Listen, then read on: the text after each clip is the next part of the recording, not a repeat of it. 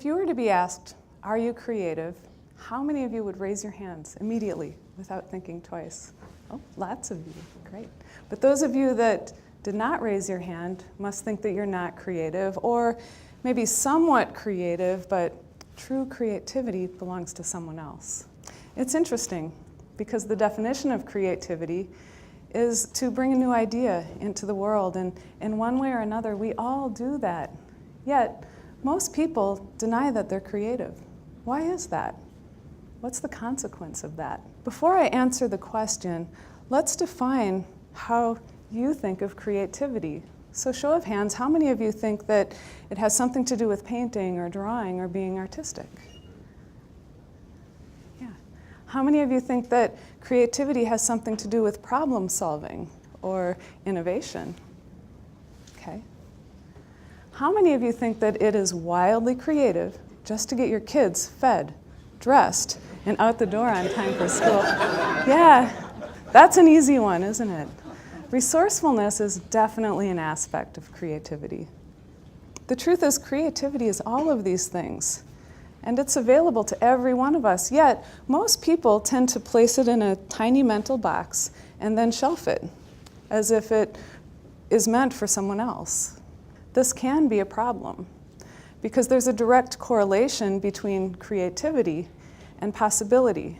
When you shelf your creativity, you close the door on possibility, and you lose the opportunity to live your life to its full potential. Life without possibility is gray. It's dull. You might feel bored, stuck, or unfocused. You might be financially successful, but feel disconnected from yourself or from others. And in business, if you've lost possibility, you've probably also lost your competitive edge. In contrast, life with possibility is full color. It's expansive. You can see further into your future, and you feel hopeful. You might even view your life as an adventure. In this realm of possibility, creativity is the light switch. It amplifies the brightness, and it offers breakthrough from the gray. This is a switch that's easy to use. All you need is a pencil and a piece of paper, and the willingness to allow creativity a place in your life. My name is Jodi Rose Gonzales. I'm an artist, art therapist, and author of Drawing on Strengths: How to Doodle Your Way to Your Destiny. I love to show people how to flip the creative switch so that they can bring their lives to an entirely new level. I work with some clients to flip the switch for personal development and deep healing work, like overcoming trauma or eating disorder. I also work with business leaders, community leaders, and entrepreneurs, showing them how to flip the switch towards things like strategic planning, team building, or brand development. The common thread through all of this is my absolute trust in the creative process and an openness always to possibility. My clients, wherever I work, experience measurable change because they open to possibility and they're willing to flip the creative switch in their time of need. So how do you flip the creative switch? And is this effective for everyone? I could bore you with some research studies about the relationship between creative expression and things like self-acceptance, contentment, and emotional resilience. I could also point out that people seem to be seeking a creative outlet these days. This is demonstrated by the enormous popularity of the adult coloring book, which went from selling 1 million to 12 million units in less than a year, very recently. But this talk is about all of you. How do you flip the creative switch, especially if you think that you're not creative? So this is where we're going to talk about a little art process, but I promise it's easy enough for all of you to do, even a supposed non-creative person, if you think that's you. To be clear, there are many activities that will flip your creative switch. Today we're talking just about one. It's very simple. It's the doodle. It's easy enough for anyone to do. I said doodle. Let's talk about the mechanics of why doodles work. First of all, as you're creating the image and you're focusing out here, your body will experience a biological shift. Your brain will generate a wave pattern associated with relaxation. Your heart and your breath rate will lower. And if you doodle long enough, which doesn't need to be that long, your body will start to decrease the production of the stress hormone cortisol. So these things leave you feeling noticeably calmer and more at ease. This is why the adult coloring book works so well for stress reduction. And it's one of the reasons why doodles are effective. Secondly, as you're focusing out here, your mind slips into a form of concentration that's very much like staring at a candle while you meditate. We generally accept that meditation is a wonderful resource for quieting the mind and tapping into a deeper level of wisdom that is more intuitive, less reactive, and more authentic to who you are. Your doodle serves just like the candle. So as your body begins to calm and your mind begins to quiet, you can access this deeper, wiser, more intuitive, less reactive, more authentic place. And while doodles will absolutely slip you into a meditative state, alone, they're not going to offer breakthrough insight. So we add 2 simple steps in a process that is extremely powerful. It's so powerful, I call it the Wonder Doodle. Think of the Wonder Doodle as the adult coloring book or a normal doodle on rocket fuel. At the front end of the Wonder Doodle, you simply set an intention.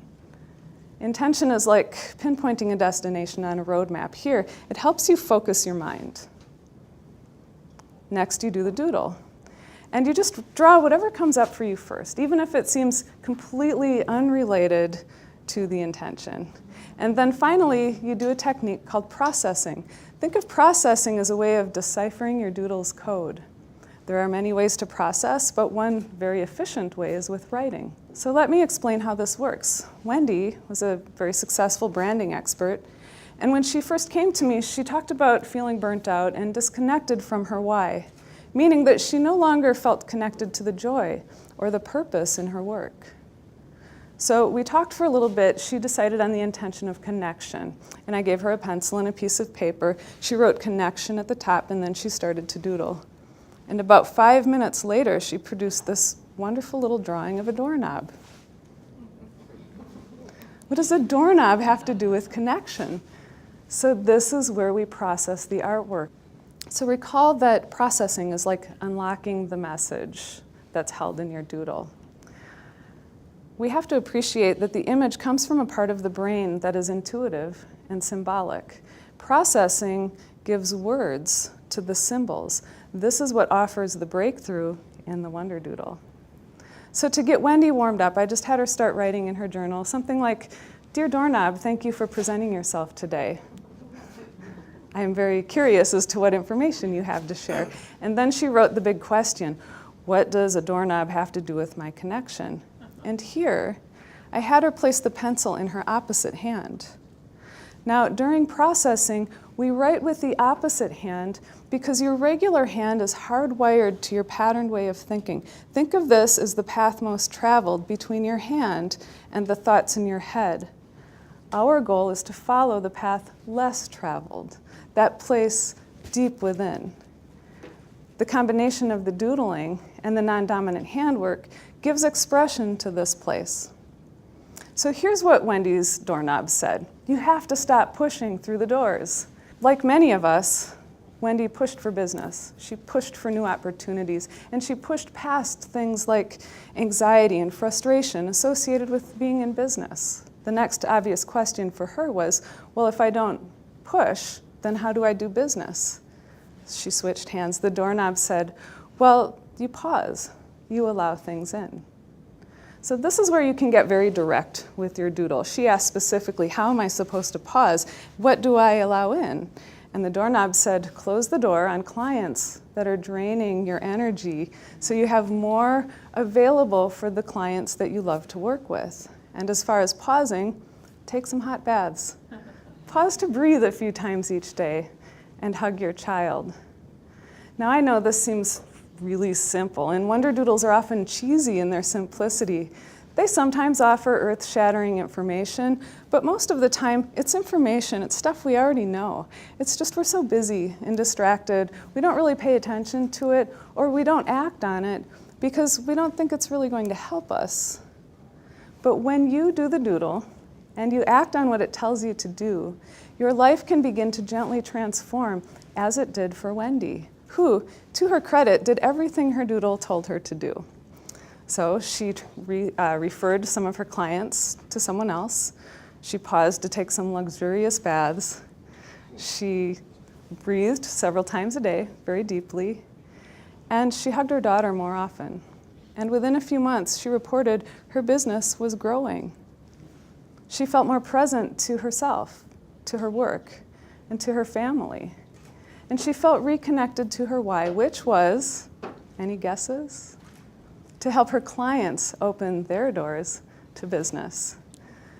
The Wonderdoodles are always awesome with how effective their metaphors are. Even the most unrelated image is like on point with its wisdom. And sometimes they're humorous, sometimes they're ironic. I once worked with a man in the military who Wonderdoodled a teddy bear on the theme of resilience. Now this was a big buff dude in combat boots and camouflage. What did a teddy bear have to do with him? When he deciphered the teddy bear's code, it reminded him that what he loved about his work was helping other people succeed in their careers. But this was also the source of his primary job stress, because he was the guy in charge of telling people if they would not be getting promoted, which in the military can halt many people's careers. So the teddy bear reminded this big buff dude that he had a big, soft heart. And it suggested that he find another alternative for his kindness. So he decided to volunteer at an animal shelter where he could nurture small, soft, cuddly creatures. And when I checked in with him a few weeks later, I said, "How did that work for you?" And he said that his stress was greatly resolved and the joy for his work restored. Now, was this drawing of the doorknob perfectly round and symmetrical? No. And was this doodle of the teddy bear this perfectly detailed representational rendering? Of course not. But were the results of the Wonderdoodles life-enhancing for both of these individuals? Absolutely. So if you're sitting in the audience today thinking about your creativity and perhaps thinking, these Wonderdoodles sound pretty interesting, but I don't draw, they probably will work better for that person. I would just like to kindly remind you that you're shelving your creativity again. And I can absolutely assure you that you can successfully do a Wonderdoodle if you don't draw. Let me tell you a personal story. I'm an artist. I've won awards, but I build big things like giant nests and elaborate gowns made out of things like cactus skeletons and moss and dried flowers. My artwork is more at home in nature than in a gallery. And in the art world, I'm known as the girl in the woods. I don't like to draw. I've never been formally taught. And my paintings look pretty awkward. But I don't let awkward paintings or the definition of what an artist is supposed to be prevent me from living a life of creative expression or possibility. And I don't let the personal story that I don't draw prevent me from developing a breakthrough drawing method like the Wonderdoodles, especially when I see how powerful they are and how they help so many people. So be willing. Be willing and open to the possibility that your life can transform through a simple doodle. Because when you set an intention and you process it and you act on what you hear, you can feel happier and you're not going to be judging your drawing anymore. So this is the point of the creative switch. It's to transform your mental barriers. Because when you start to practice flipping the switch as a routine, you can dissolve your restrictive inner critic and your self-imposed rules. And your life, your relationships, your career can all improve dramatically as a result of that. So I suggest that you set an intention of creative breakthrough and do the doodle, and then when you process it, ask, what is possible in my life if I allow creativity in? And then ask specifically, what 2 things can I do to flip the switch? Because I guarantee your drawing's not going to tell you to take an art class. Remember, it's in the realm of hugs and hot baths. It's going to respond with something that's relevant to your life. And if the drawing part feels awkward or just really vulnerable, have fun with that. Stick some fangs on your doodle, maybe an oogly eye. Let that doodle's freak flag fly. So I've mentioned several times that all you need to flip the creative switch is a pencil and a piece of paper. And while I can't walk you through the Wonder Doodle right here and now, I have supplied the pencil and paper for you at the back of the room so that you can do the Wonder Doodle later. Now, when you look at the back of the paper, it's actually a postcard. There's a little web link. And when you go there, you can watch a free video that walks you through the Wonder Doodle. And specifically, I guide you through the intention of creative breakthrough, as I just described. And then I'm actually going to follow up with 7 more weeks of Wonder Doodle intentions in your inbox. Because when you do the doodle and act on what you hear routinely, you're going to start to trust its voice. And remember, that's not your doodle's voice, that's yours. That's your voice from deep within. And the more you pause as a routine, and you listen, and you act on what you hear, those mental barriers are going to fall away. And your life will shift positively as a result of that. So, be willing. Flip the switch. Do the doodle. Draw on your strengths. And you'll open to creative flow.